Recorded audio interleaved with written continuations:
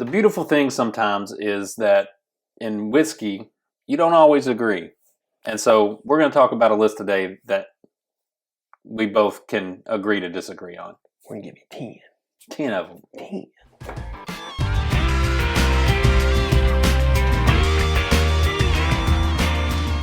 Welcome back to another edition of Bourbon Kingdom. I'm David. And I'm Zach. And today we are going to talk about whiskeys that we disagree on.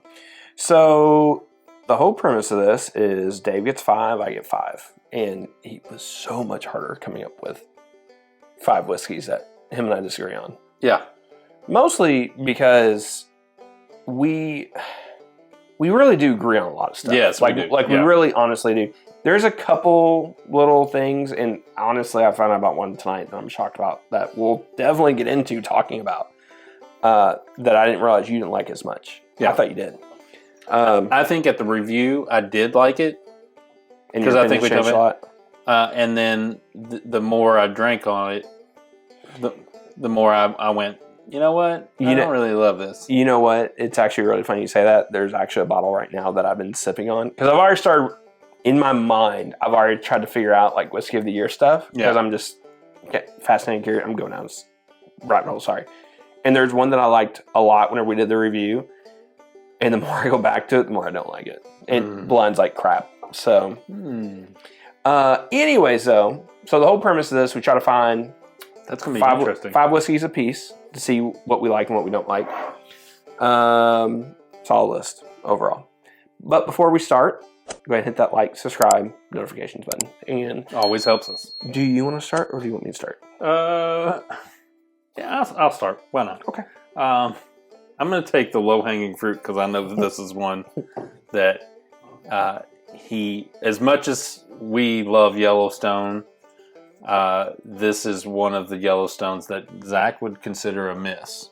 So much so that he gave me this bottle. I did. That I actually enjoy. I haven't drank much on this one because I have another single malt that I'm drinking on right now. For all the people that think I sit here and I hoard whiskey, like, no, if I don't like something, I'm literally going to give it away. Yeah.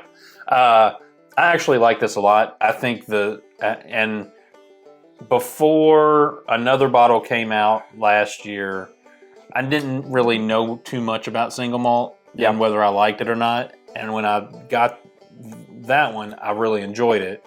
And so, you know, with everything, just like with Ambarana and stuff, like the Ambarana has taken over the bourbon world this year. Yep. Single malt at the end of last year, like middle of last year to the end of last year, really took off. Yep. And so everybody tried to put out a single malt of some sort. Agreed. Some of them were misses. I totally agree with that.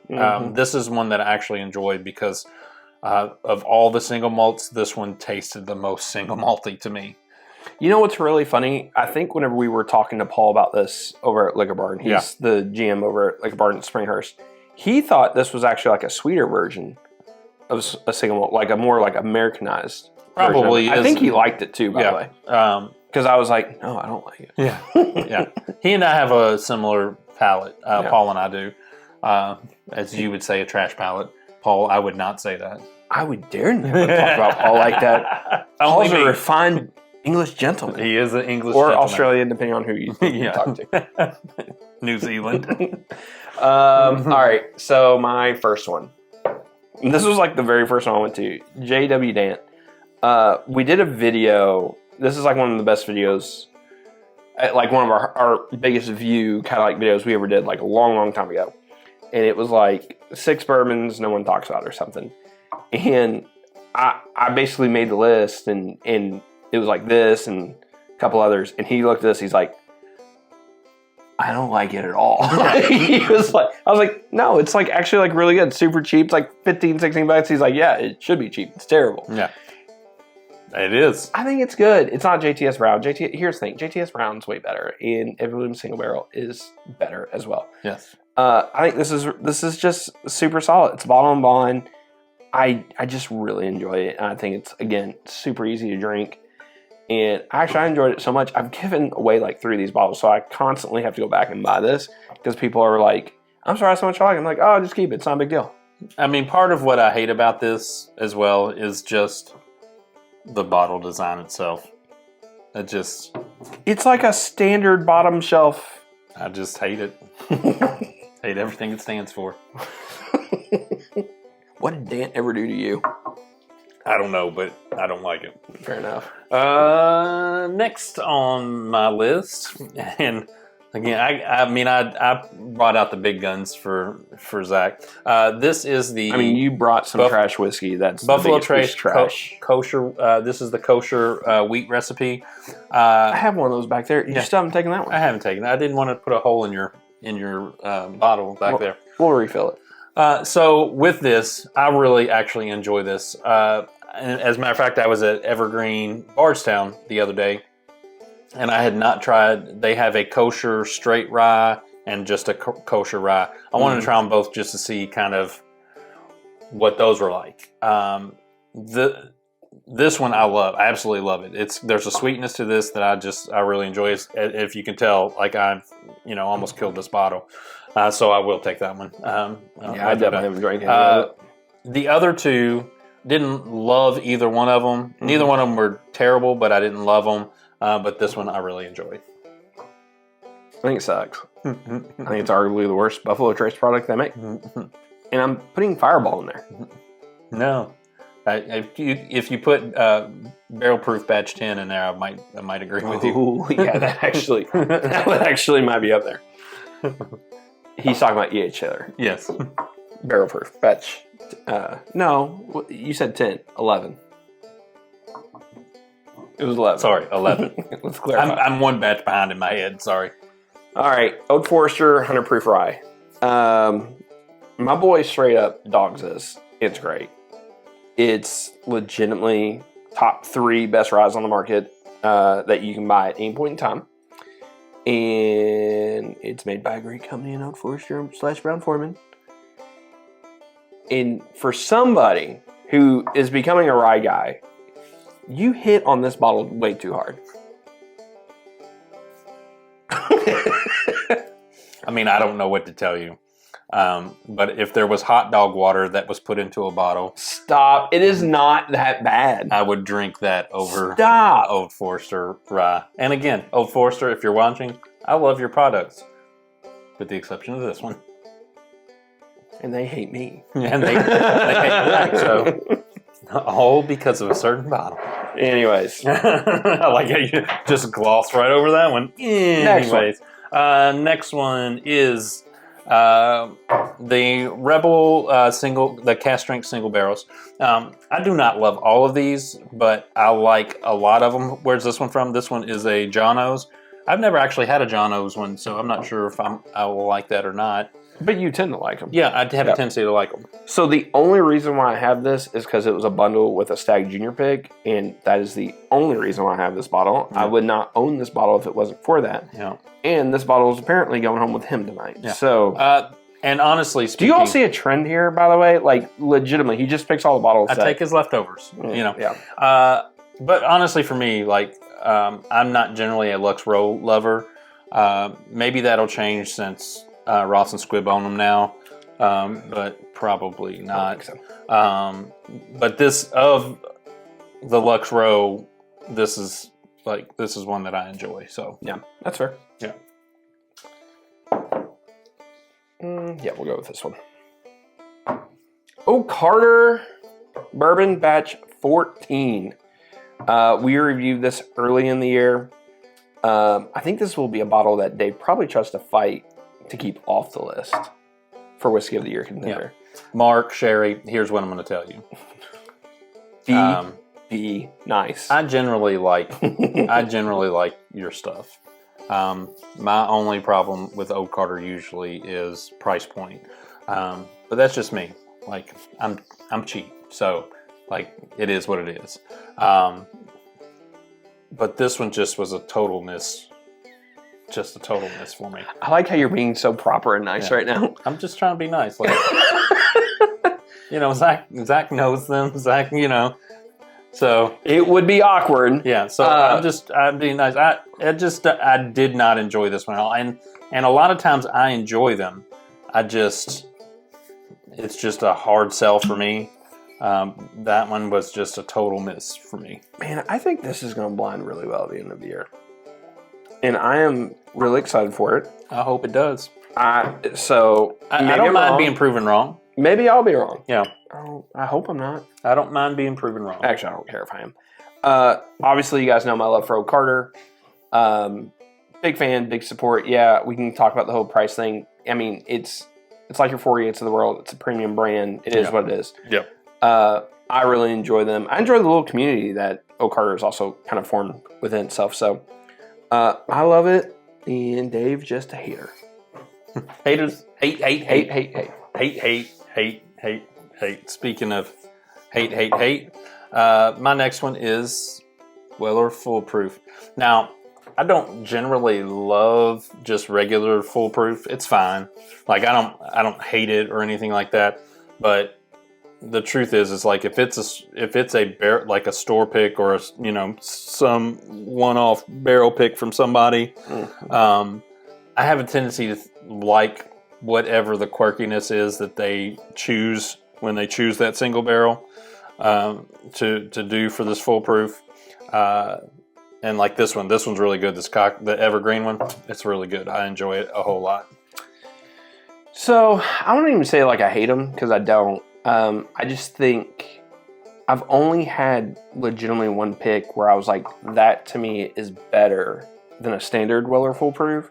And that was a Freddie pick. Like Freddie did that for charity. Yeah. So, Freddie from down there at Buffalo Trace, like he's a legend. Like he is, in a lot of ways, he's the face of Buffalo Trace. Yeah. So his pick better be awesome. Yeah. Like without question. Like his pick. I'm sure he can walk wherever he wants to and go, I like that barrel right there. As he should. Yeah. So, and that was, I forget the charity, but it has something to do with cemeteries that he does. And it was super awesome. I think actually my buddy Travis brought it to Bottle Share one time. And we got to try it there. So I actually really enjoyed it. Like if I could buy that, I would buy that. But for the most part, I just think you're kind of, I don't want to say you're wasting money, but I would just rather have a normal one. And I feel like if you'd rather have the normal and not the uniqueness and awesome experience of what a single barrel pick should be, I think it's just a miss. Well, the nice thing for me is the store I usually buy my stuff from, their barrel picks, their picks, and just standard are the same exact price. So there's no difference in price. So. All right. Next one. Willet Family Estate Bourbon. How should I word this? We've talked about them on the channel before where, some of their own distillate, maybe a little overpriced, maybe a little bit overhyped at times. Not all of it, a decent chunk of it. And we haven't loved certain other stuff from them. Like, there is a whole, group of people who love, Old Bardstown. It's cheap, it's affordable. I get all that. I'm not one of those. But the family estate stuff, I love the source stuff. Yeah. I've loved a lot of the source stuff. I don't hate on it like how my boy over here does. Yeah, I think a lot of mine come back to price of what you're getting and things. And that's, maybe if I leave the price out of it, but a part of me, when I start drinking something, the price comes to mind when I drink it.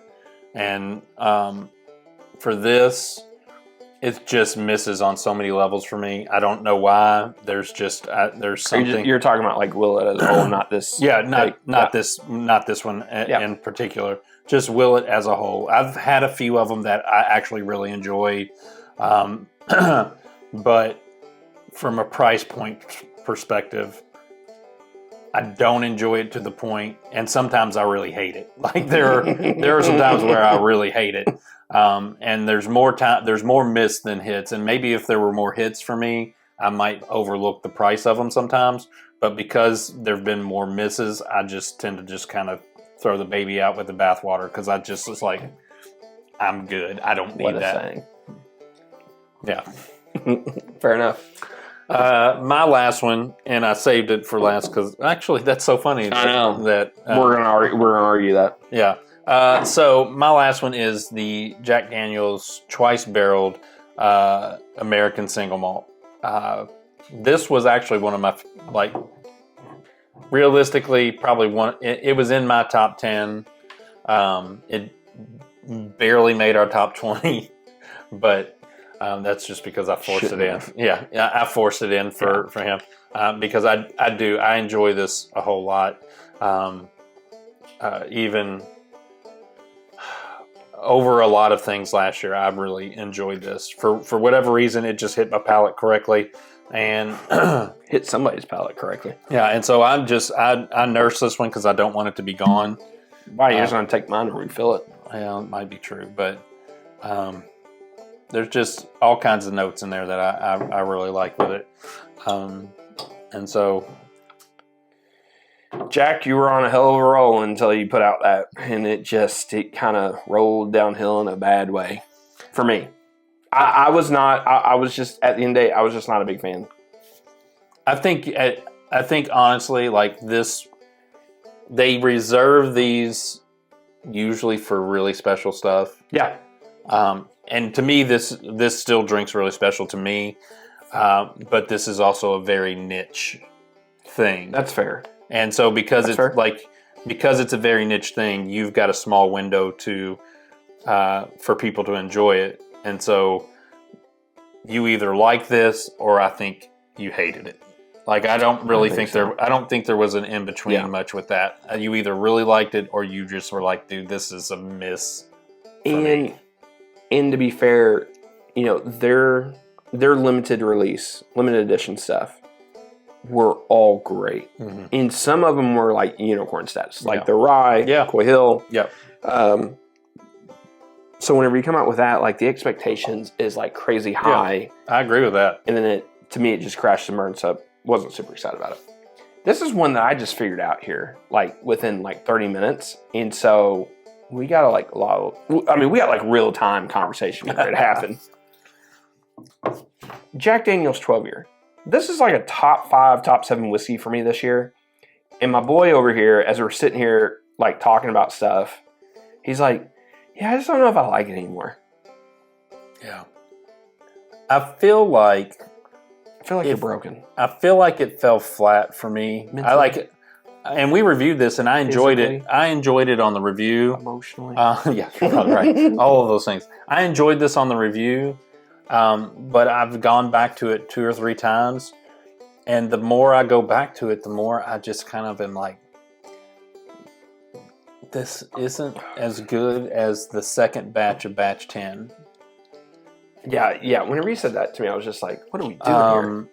And of all of the releases that Jack Daniel's has done this year, that's like it's slowly dropping itself down. It's a baby Coy Hill. Like it's not Coy Hill, but there's like those char notes. Yeah, it's for whatever reason it just kind of has been it's been a slow miss for me. It's like my palate is either changed to it or the air has changed its taste or I have a trash palate, whichever way you want to whatever you want to call it. It's been a miss for me the last What do few you times not like about it? I just can't even pinpoint it. It's just, I put it in my mouth and I don't like it. And that's what she said. I couldn't help myself. Yeah. I'm sorry. I literally put it out there. If you wouldn't have said it, I would have been very disappointed. I couldn't help myself. All right. So that's our list of 10 bourbons. I know I was shocked on this last one. Some of you all probably are not shocked as we've talked a lot about these, but this was brand new to me. So, but anyways, let us know what are some bourbons that, what are some stuff that you all like that we don't like or vice versa. Put that in the comments below. Hit that like, subscribe, notifications button. And Yep. Till next time. We'll see you. We'll see you.